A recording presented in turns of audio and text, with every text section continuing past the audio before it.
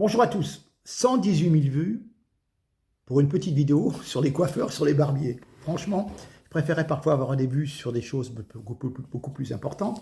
Mais voilà, alors déjà, je m'appelle Franck Muller, je suis né à Lyon, de parents nés en France, et on est français parce que d'origine alsacienne depuis 400 ans, depuis le roi Louis XIV. Non, parce qu'il y a des gens qui, parce que je m'appelle Muller, me prennent pour un immigré. On est d'accord? C'est une chose. J'ai été à mon compte pendant 30 ans, j'ai travaillé parfois 7 jours sur 7, donc je me suis accompli au niveau professionnel.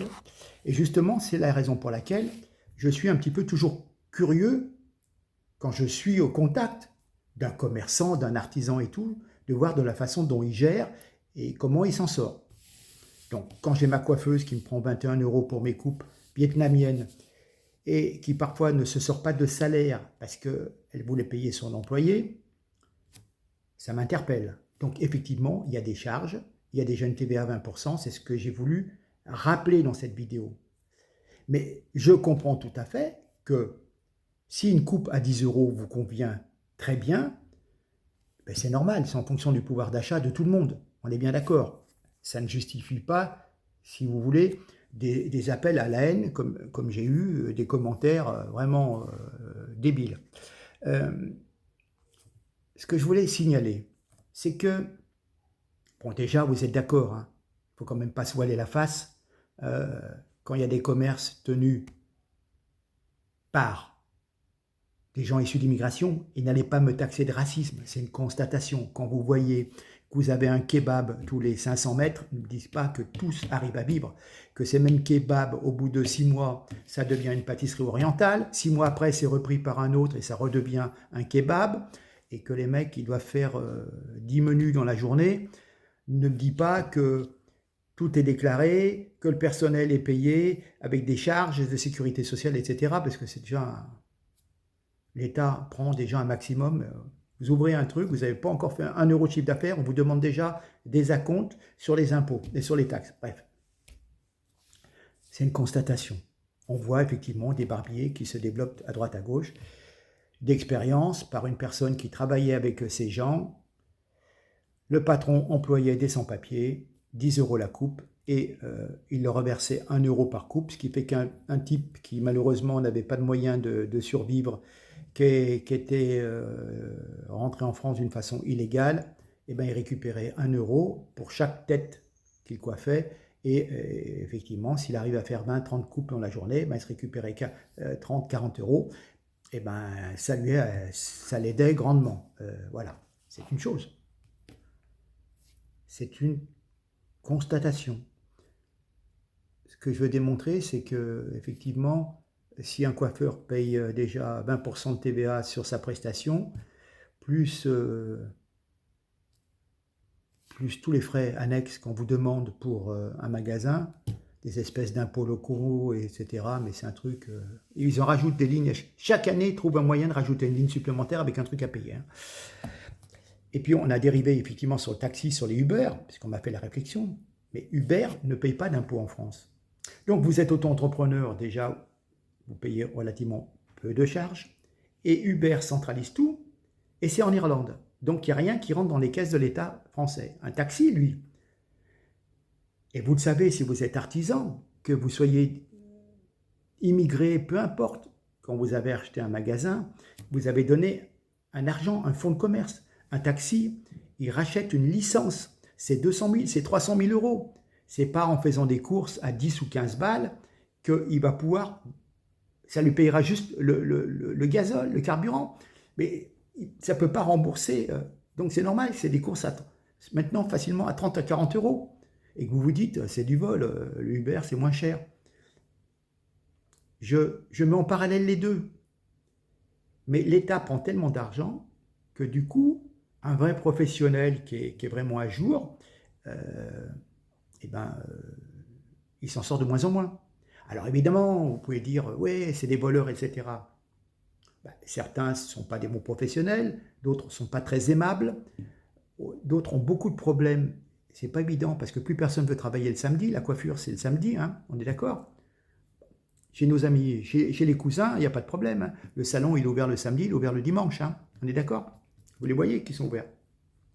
Et effectivement, il y a des tas de commerces comme ça, où le chiffre d'affaires est pratiquement inexistant, et ça sert de blanchiment. On le sait, c'est tout. C'est pas du racisme de le dire, c'est une constatation. Il y a toujours une économie parallèle, et c'est comme ça. Et peut-être que ça va se développer de plus en plus. Mais attention, il n'y a plus d'argent qui rentre dans les caisses de l'État, donc il n'y a plus d'argent pour moderniser les hôpitaux, les écoles, donner les moyens, éventuellement mettre de la clim, parce que c'est d'actualité. Parce que tout le monde va se débrouiller, tout le monde commence à rentrer un peu dans la misère, et vous voyez plein d'enseignes qui ferment. Toutes les grandes chaînes de magasins de vêtements ferment. Des gens qui étaient installés depuis 20 ou 30 ans, justement, qui avaient bien amorti au niveau, eh ben, il y a une baisse du pouvoir d'achat, ils ont moins de clients et tout, et c'est de pire en pire, et c'est de pire en pire. Et ben, ça génère aussi plein de chômage. Beaucoup de gens qui n'ont pas une grosse qualification, qui étaient vendeuses, vendeurs, eh ben, ne trouvent plus de boulot non plus. Et c'est grave, c'est grave. Voilà, c'est ce que j'ai voulu démontrer. Après, si vous ne comprenez pas ce que je veux dire, vous allez tout de suite chercher du racisme, de la ségrégation, etc. Non, mais bon, non, il y a des commerces bidons, c'est tout. Voilà, après, mais il est certain que, voyant cette manifestation des coiffeurs, moi je ne suis pas coiffeur, hein, mais je m'intéresse quand vous allez chez une coiffeuse, etc., que ça, depuis des années, vous arrivez à comprendre les gens, et voilà. Mais si vous êtes satisfait de votre coupe à 10 euros, je comprends tout à fait. Et puis il y a des coupes spécifiques, effectivement, maintenant, tout à la tondeuse, avec des petites encoches et tout, bon, c'est la mode, c'est comme ça.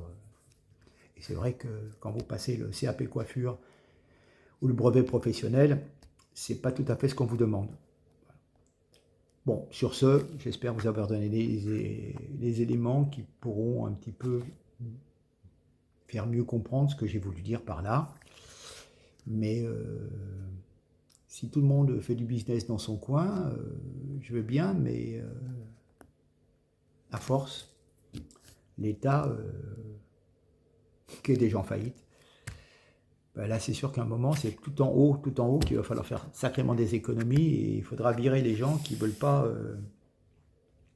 se soumettre et qui cumulent retraite de Premier ministre, plus retraite de député, plus retraite de sénateur, etc., etc. Vous savez ce qu'il en est.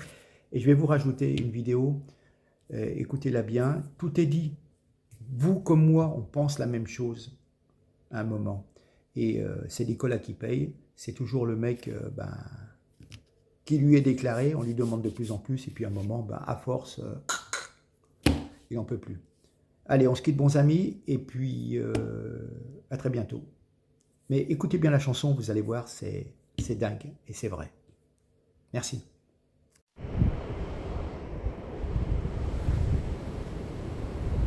« 3400 milliards de dettes, 577 députés, plus de 5 millions de fonctionnaires, 56 perruques à l'Élysée. On s'en fout, car c'est Nicolas qui paye. Oui, c'est Nicolas qui paye. Oui, c'est Nicolas qui paye. Oui, c'est Nicolas qui paye. C'est Nicolas qui paye. Près de 7 milliards pour l'Ukraine, 22 milliards d'euros pour l'UE, 4 millions de personnes au RSA et 6 millions à la CMU. On s'en fout, car c'est Nicolas qui paye. Oui, c'est Nicolas qui paye. Oui, c'est Nicolas qui paye. Oui, c'est Nicolas qui paye. Oui, c'est Nicolas qui paye.